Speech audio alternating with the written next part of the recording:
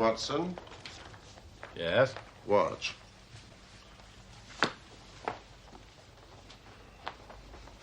The chemical reaction you are about to witness will solve the mystery concerning the persecution of Mr. John Vincent Hardin. Excellent. The tobacco millionaire. Shall I take note? No, I will dictate in the fullness of time.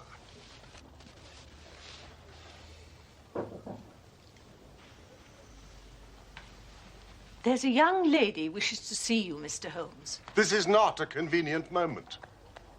She's very well spoken, a genuine lady. No doubt.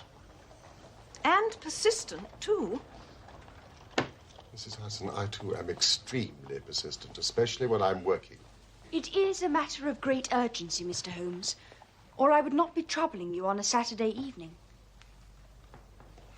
Well, perhaps you could delay your chemical reaction, Holmes. Very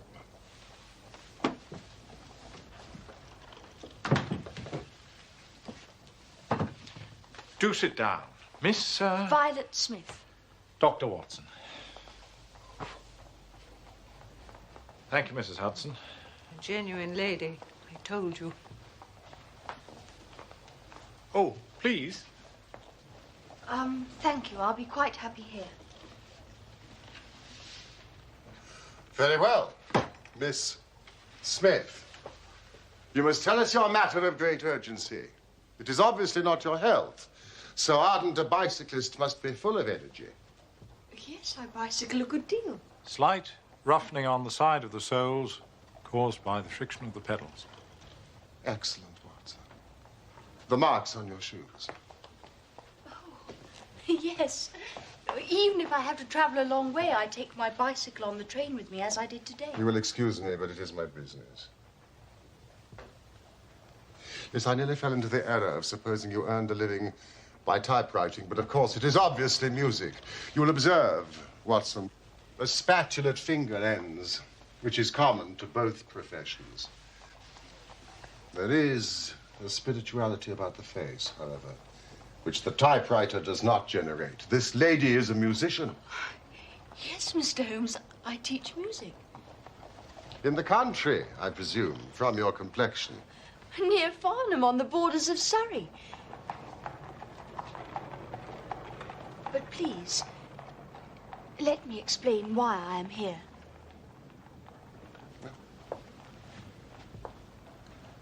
I am an only child, and my father died some years ago. His name and profession? James Smith. He conducted the orchestra at the Old Imperial Theatre. Ah, the Old Imperial, Holmes. Yes. Please continue. My mother and I were left without a relation in the world, except for one uncle, Ralph Smith, who went to Africa 15 years ago. And we have not had a word from him since, despite our Christmas cards and photographs. Mr. Holmes, I have to tell you that... I think you wish to tell me that you and your mother are very poor, notwithstanding your obvious grace, dignity, and talent. We were very poor. Ah.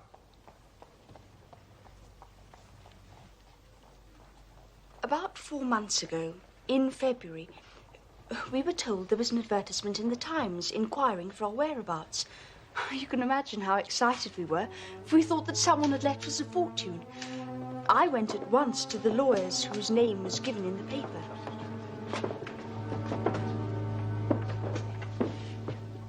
Now, this is Miss Violet Smith. The solicitor introduced me to 2 men, a Mr. Carruthers and a Mr. Woodley. They were on a visit from South Africa.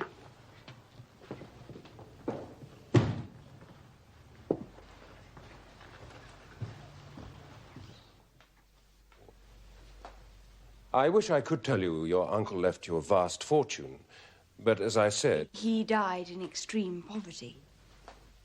However, I myself am not without means.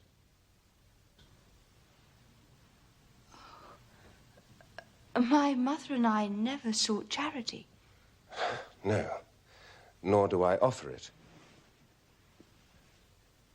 Please. I have a question to ask of you. Your Uncle Ralph said you were very musical. Do you teach music? Yes.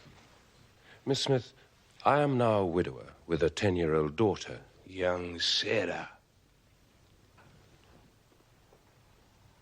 She needs a music teacher. So you see, I do not offer charity. A job. He wants to give you a job.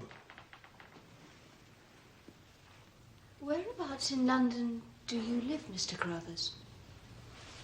I don't. I live about 6 miles from Farnham, in Surrey, at Chiltern Grange. I couldn't possibly leave my mother on her own. I will pay you £100 a year. 100 a year? Yes. Approximately double the market price, I think. Oh, at least. Which you obviously accepted. Or you wouldn't be here now. Yes, I accepted the offer. Oh, Mr. Carruthers agreed that I should go home every weekend to my mother in town. So this is one of your weekend visits to London? It is. Tell me about your life at Chiltern Grange. For a while, it was quite perfect. Every Monday morning, I would take the train to Farnham and then bicycle from the station to the house.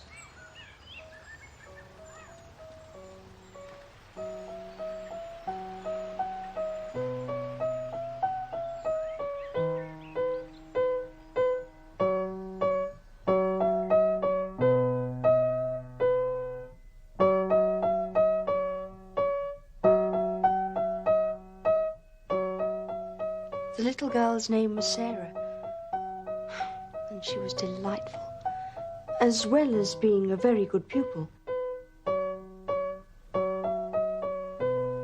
That was very much better, Sarah.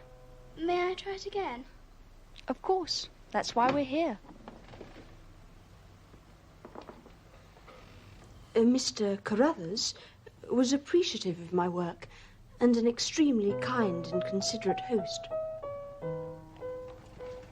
It sounds idyllic. It was. What happened to spoil it? A visitor. Mr. Woodley. However did you guess, Mr. Holmes? Miss Smith. I never guess. Tell me about his visit. He arrived and was to stay for a week. But to me it seemed like 3 months. Oh, that odious red moustache.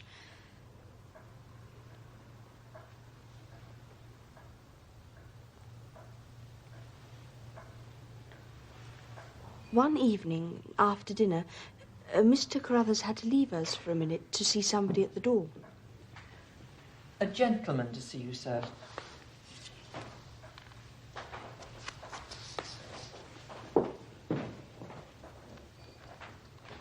Will you excuse me?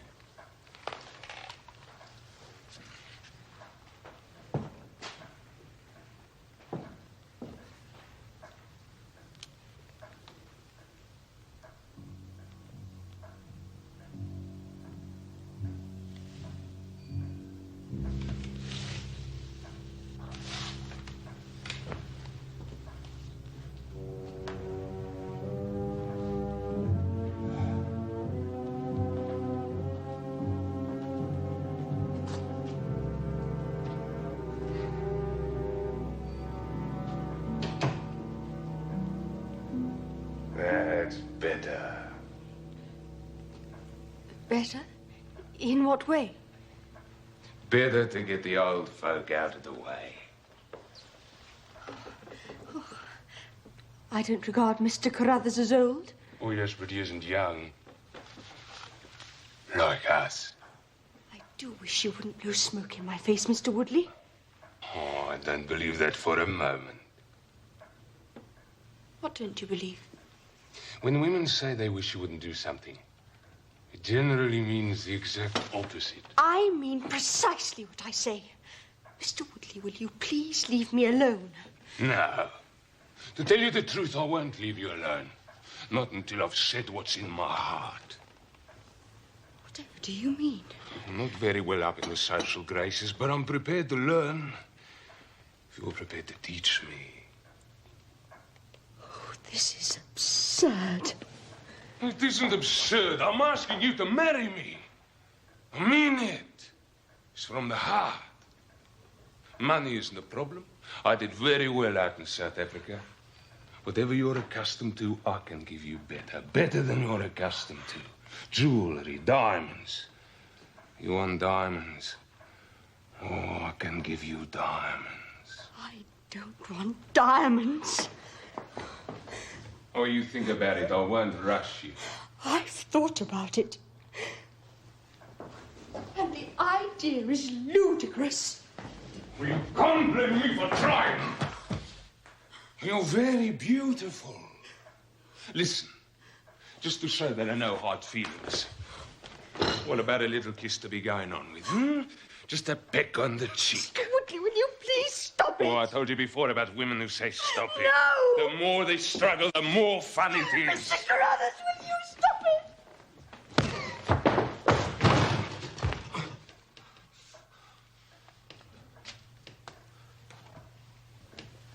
Get out of this house! All right. I'm going.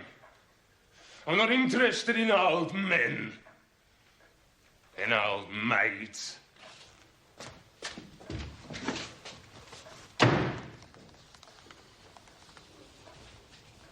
I can only offer you my most sincere apologies for what has happened.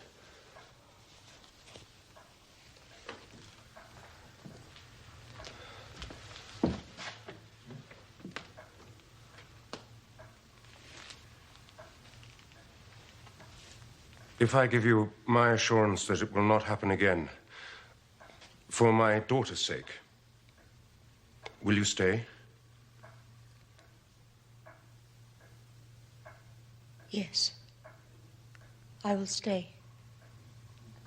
Thank you, Violet.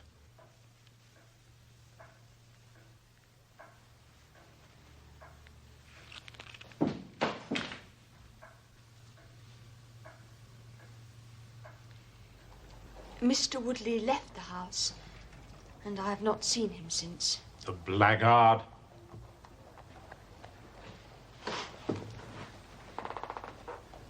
Has there been any change in the behavior of Mr. Carruthers? No. He continues to be polite and considerate and courteous. Now, Miss Smith, please continue. Yes. There is something else.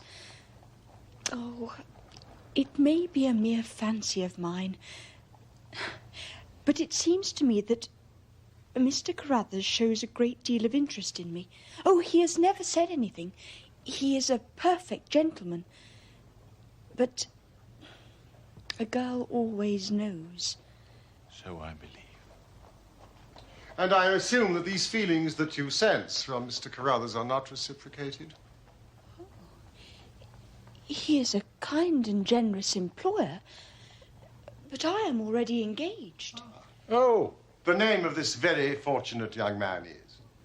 Cyril Morton. He's an electrical engineer with the Midland Electric Company in Coventry.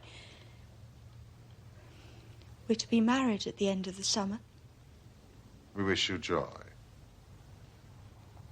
Thank you. Yet I am puzzled as to why you have chosen to consult me. It is an intriguing story, to be sure. But I sense you are frightened. And do not understand why. You seem well capable of protecting yourself. Please. Help me, Mr. Holmes. What is it? I am being followed. Followed? By whom? A cyclist. Every Saturday morning, I bicycle from the house to Farnham Station to catch the 12:22 to town. There is one very quiet and lonely stretch of road that lies between Charlington Heath on the one hand and the woods of Charlington Hall on the other. 2 weeks ago today, I was passing this place when I chanced to look back and saw a man, also on a bicycle. The following Monday, when I returned, he was there again. I see. And again last Saturday. And again last Monday. Have you mentioned this to your employer? Yes. Mr. Carruthers was very concerned and has ordered a horse and trap so that in future I should not travel unaccompanied. But they've not yet arrived. And this morning? He was following me again.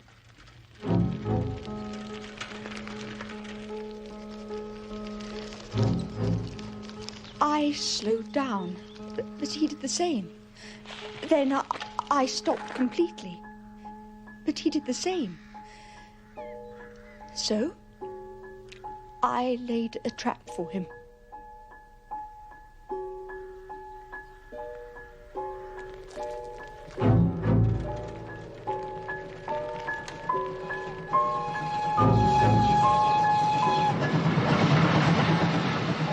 There is a sharp turning of the road, and I pedalled very quickly towards this and then stopped and waited.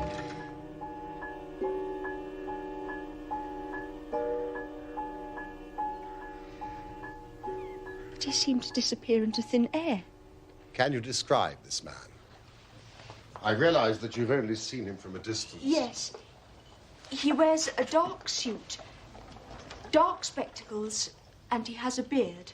Young? Old? He is about middle-aged. Now, let me see if I have the geography correct. Here is the road, with a sharp bend in it here. On this side, Charlington Heath, and on the other, the woods of Charlington Hall. How long did you wait for him here around the bend? Oh, no more than 2 minutes. So he could not have retreated back down the road? Are there any side roads? None along this stretch. Could he have taken a footpath across the heath? Oh, the heath is totally flat and bleak. I think I would have noticed him. So, by a process of exclusion, we arrive at the fact that he made his way towards Charlington Hall. Now, how does Mr. Carruthers make his living? Oh, he's a rich man. But no carriages or horses. Well, at least he's fairly well off. Or he goes into the city 2 or 3 times a week. And he sometimes refers to his gold chairs. Yes, I see. You must let me know immediately that there are any fresh developments. I am extremely busy just now, but I will find time to make inquiries into your case. Thank you, Mr. Holmes. In the meantime, take no step without letting me know.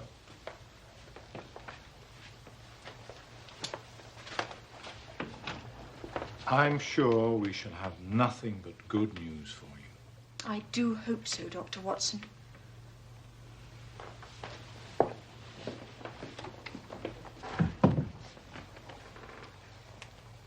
Very lovely girl. Yeah. And it is part of the settled order of nature that such a girl should have followers, but for choice, not on bicycles in lonely country roads. You really think she may be in some danger, Holmes? Oh, yes. On the following Monday, Holmes found that he had business which detained him in London. So he dispatched me on the early train to Farnham that I might observe Miss Smith's passage past Charlington Hall. The setting was just as she had described, heavily wooded on the side bordering the hall and utterly exposed on the other. I selected the only available cover and waited.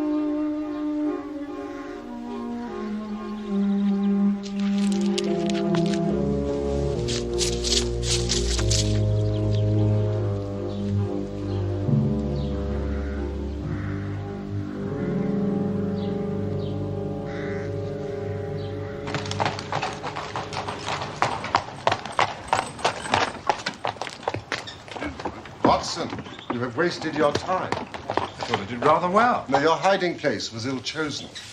You should have been in the bracken on the other side of the road.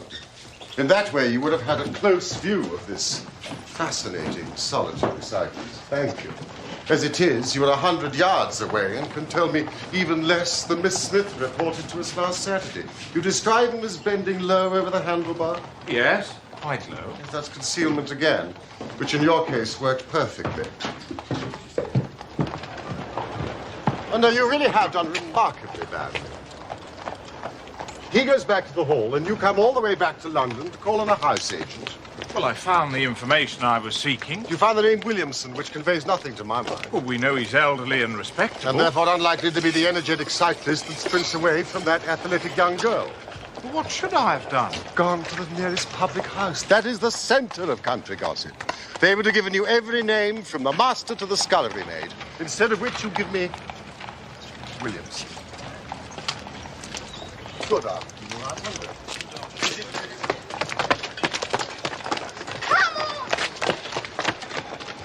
So, what have we gained by your expedition? The fact that the girl's story is true. I never doubted that. That there is a connection between the cyclist and the Hall. I never doubted that either. That the Hall is tenanted by a man called Williamson. Who is the better for that? I shall go back tomorrow and visit the public house. No, my dear sir, do not commit yourself to rashness because you are temporarily depressed. We can do nothing useful until Saturday. Did I really do remarkably badly? Yes.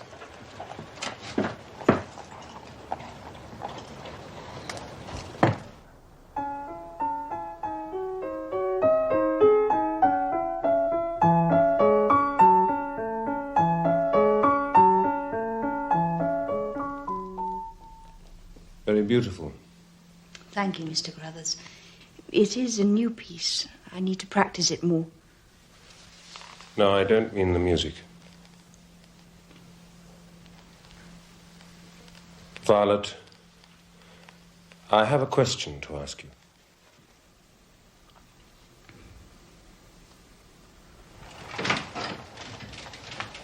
Morning, Holmes. A letter from Miss Violet Smith. Now, Carruthers has proposed marriage to her. Carruthers? Gentlemen are permitted to propose marriage, Watson. And of course, he wouldn't know about Sinhala. You going to Farnham? I want to test one or two theories which I have formed. Shall I come with you? No, that will be neither useful nor necessary. Try the nearest public house. Always a good centre for country gossip. Thank you, Watson. Capital notion.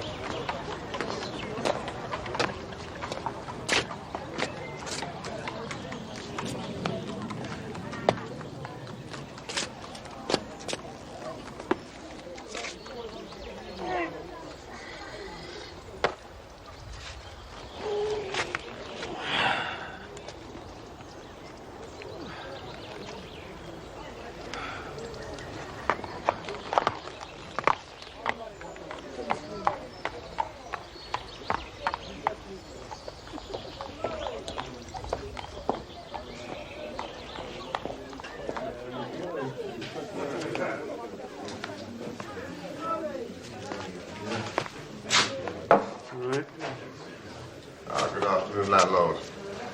May I have half a pint of your local ale, please? Certainly, sir.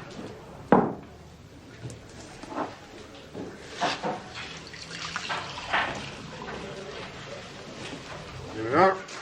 Thank you. You may keep the change. Well, it's most generous of you, sir, but I couldn't. I haven't done anything to warrant such generosity. I'm about to give you the opportunity. I need some information. Oh, I'm not one for idle gossip, sir. Neither am I. I prefer facts. Tell me about the people at Charlington Hall. Oh, you mean Mr. Williamson, sir? Yes. Well, he was in here not more than 5 minutes ago. You just missed him. But tell me about Mr. Williamson. I mean, he's an elderly, respectable gentleman. Oh, he's elderly, no doubt. Far be it from me to speak ill of people behind their backs, but I'm none too sure about respectable. Really? He's an ex-clergyman, I reckon. Ex? Apparently. He was struck off. Or whatever it is happens to clergymen. That's doctors, isn't it? Struck off. Tell me about the other people up at the house. Well, they're just domestic staff, and they're all local and God-fearing. Of course. But he do have folk up there at weekends, so. Weekends? Yes, sir. Weekends. Ah, well, what sort of folk? Oh, they're a warm lot. Warm? Yeah. The sort you don't want to get too near for fear of getting burnt, like. That's good. Oh, well, you may think it's good, sir. But it don't go down well in the bed edge, I can tell you. And there's one fella in particular. Particularly warm, is he, this? Very particular, is he? I'll wager he has a red moustache. Yeah. Do you know him? I've never met the gentleman. Well, now's your chance. Mr. Woodley. None of your damn business. Our landlord keeps a very respectable house, and your language is not welcome. Who do you think you are? What the hell do you want coming here asking all them questions? You're quite right, landlord. Clearly not a gentleman. Oh, I'm as much a gentleman as you are.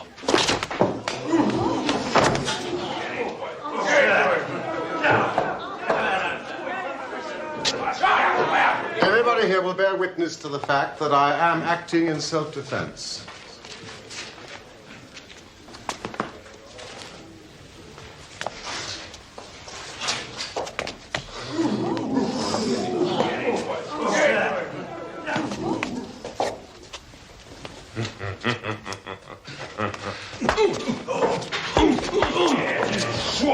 No, sir. A gentleman.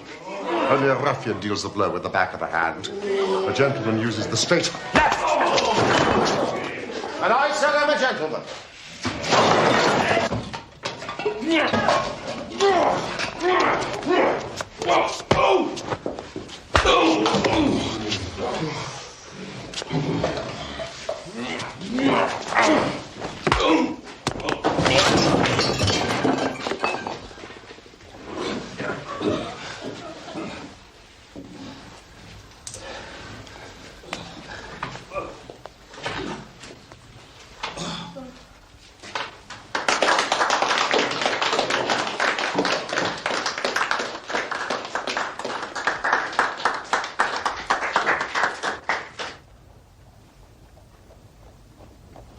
It was absolutely delicious, Watson.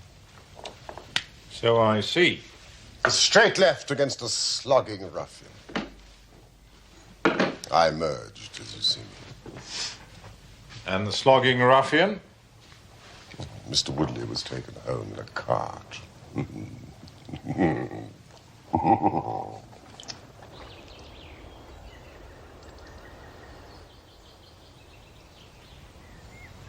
There's that horrible man again.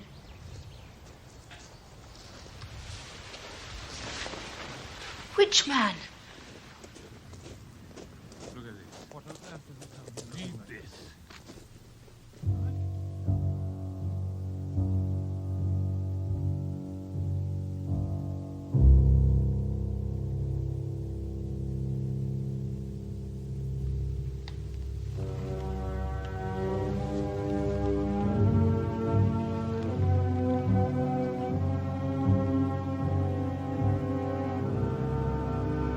I thought I saw Mr. Woodley in the garden today. You did. He's staying in the area. But do not worry. I have told him quite firmly he's not to set foot inside the house. Dear Mr. Holmes, you will not be surprised to learn that I will be leaving Mr. Carruthers' employment on Saturday. The odious Mr. Woodley has reappeared at Chiltern Grange. Ah, but at least you won't be bicycling to the station. So finally, the rich Mr. Carruthers has acquired a horse and trap. Yes. Look here. All my troubles will be over on Saturday. Tomorrow, Holmes. All our troubles will be over. Why do I worry about that word? Which word? Trap.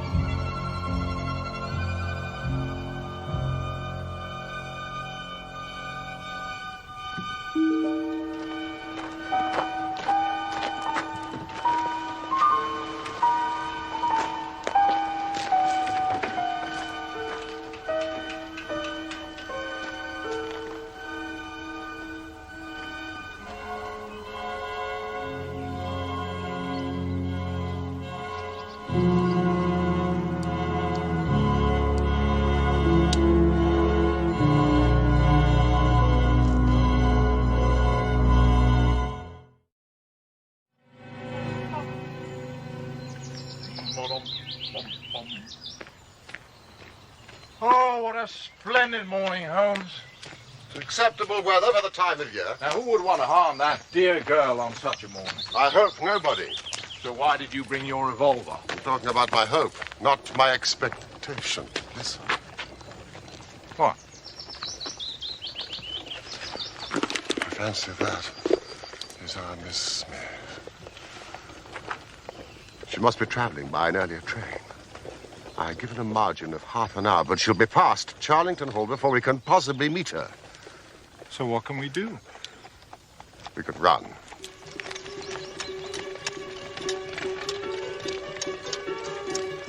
Who? I should have allowed for that earlier train.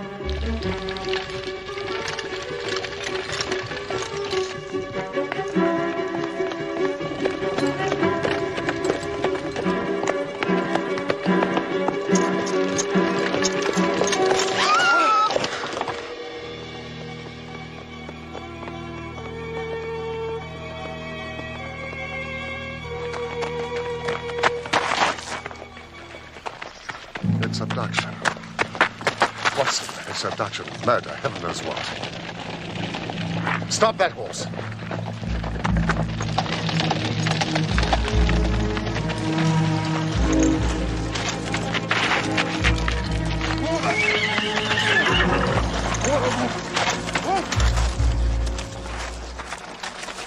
Good man.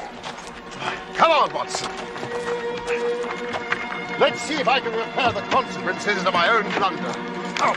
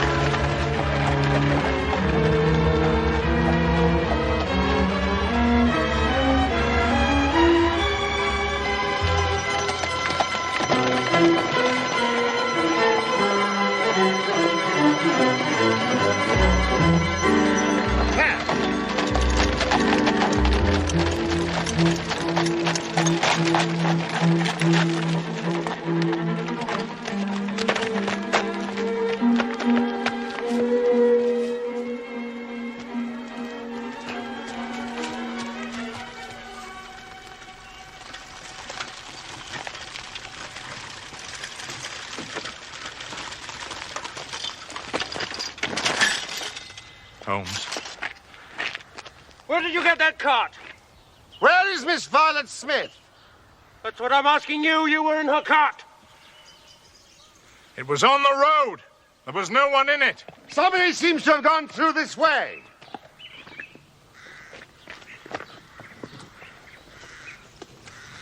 We must find them. Come, Watson.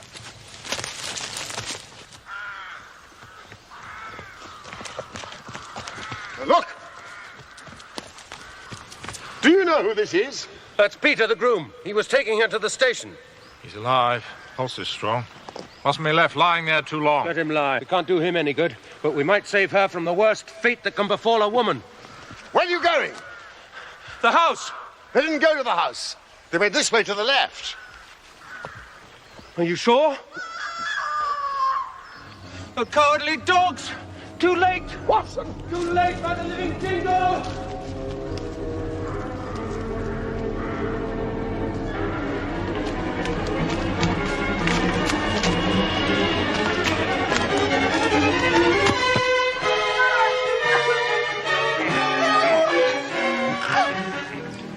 For as much as John and Violet have consented together in holy wedlock, and have witnessed the same before God and this company,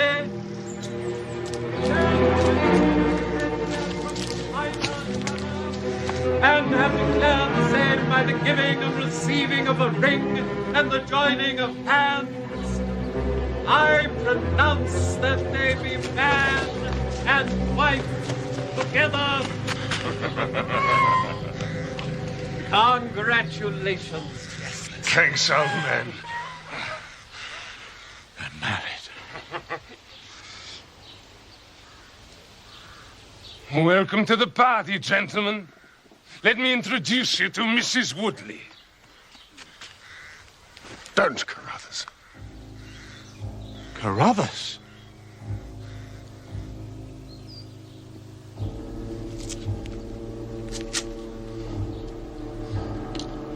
Yes. And I'll see this woman righted if I have to swing for it. You're too late. She is my wife. No. She's your widow. I told you what I'd do if you molested her. By the Lord, I'm a man of my word. When you hired me, nobody told me there'd be any of this damn nonsense. Drop that pistol. Watson, pick it up. Give me that revolver. We'll have no more violence. Who are you to be giving these orders? Sherlock Holmes. Good Lord. Here, you. Sir? Are you well enough to drive into Farnham? Yes, sir. I reckon I am. Then give this note to the superintendent of the police station. In the meantime, I must detain you all under my own personal custody.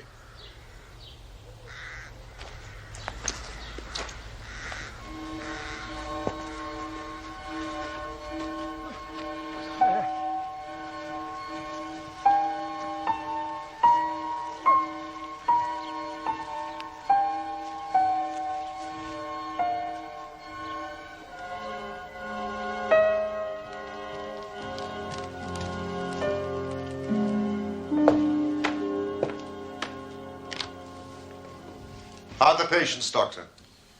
Miss Smith's very well, considering the foul way she's been treated. And Woodley? Alas, I have no doubt he will live. What? I'll go upstairs and finish him off. Now sit down in that chair, Carruthers. You're right. He isn't worth swinging for.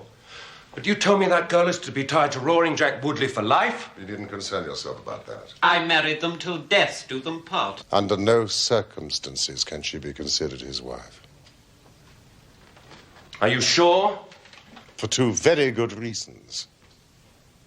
In the first place, we're very safe in questioning Mr. Williamson's right to solemnize the marriage. I have been ordained. And unfrocked. Once a clergyman, always a clergyman. I think not. How about the license? Oh, we had a license. I have it here. Undoubtedly obtained by a trick. But in any case, a forced marriage is no marriage. Indeed, it is a very serious felony, as you will discover. Now, while we are waiting for the police, Mr. Carruthers, you might tell me your story. If you squeal on us, Bob Carruthers, I'll serve you as you served Jack Woodley. There's no need for you to get overexcited. The case is clear enough. Well, if it's clear enough, Why don't you tell us? Very well. Mr. Carruthers will have to fill in a few details for my private curiosity, but I am happy to do the talking. In the first place, the three of you came across from South Africa. Wrong! I've never even been in South Africa. It's true. Woodley acquired this creature after our return. Very well. You and Woodley had known Ralph Smith in South Africa. You had reason to believe that he would not live long. And you found out that his niece would inherit his fortune. How's that? But you told the girl her uncle died in poverty. Whereas he was still alive, admittedly only just. And a wealthy man, who I suspect had made no will. Ralph Smith could neither read nor write. So, you and Woodley came over here and hunted up the girl, knowing she was the next of kin, and that you would share the plunder. I was due a share for services rendered. And Carruthers, you made the mistake of falling in love with her. The first time that ever I knew what love was, Mr. Holmes. Why didn't you tell her of the danger she was in? Because she would have left me. And I couldn't bear to face that. Oh, what will happen to my daughter, Sarah? We'll see she's well taken care of.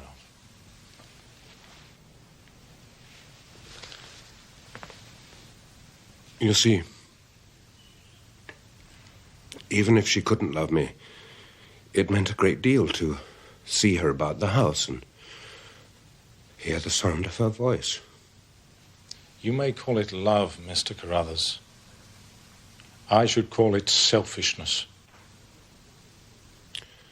Maybe the two things go together. But I tried to protect her. I never once let her go past this house where I knew those rascals were lurking without following her on my bicycle to see she came to no harm. I kept my distance and wore that beard so she should not recognize me. Then I presume the cable arrived. Cable? What cable?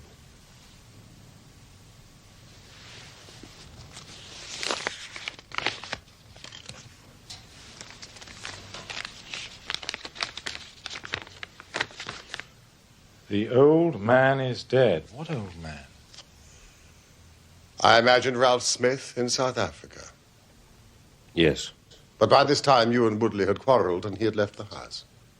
Woodley came back again to ask me to stick to the bargain. I refused. I said I would have nothing to do with violence.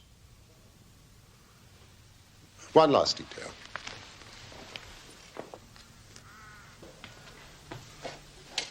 Why was Woodley chosen as the prospective husband? I'm ashamed to say it.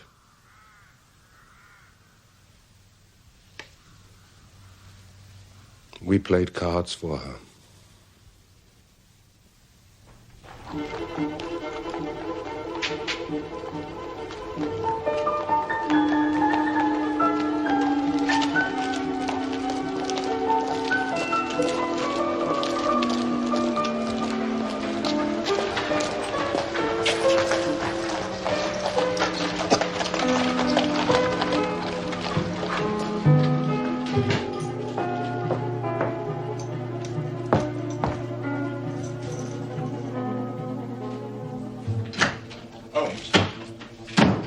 Results of the trial.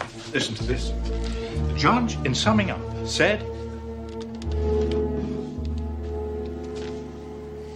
Holmes. Watson, may I be permitted an educated guess? Go on, then. I would expect Woodley to get 10 years, Williamson 7 years, and Carruthers, in view of the eloquent speech I made on his behalf at the trial, probably 6 months. That is exactly right. Well, I have certain advantages, Watson. Largely the fact that I sent out for the early edition. An undoubted advantage. Also, we have received a present, some wedding cake from Mr. and Mrs. Cyril Morton, together with a letter telling us that Mrs. Morton has inherited a large sum of money from her uncle, Ralph Smith, formerly of South Africa.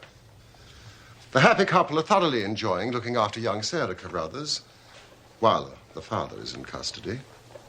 Her piano playing is improving, and she wants to take up bicycling. A splendid day all round, wouldn't you say? There is more splendor yet to come. More splendor? What do you mean? Watch carefully. Oh, I remember. The chemical reaction that will solve the mystery concerning the persecution of Mr. John Vincent Harden. Precisely. I've spent the entire week in the Imperial Science Museum, and I think this is the answer.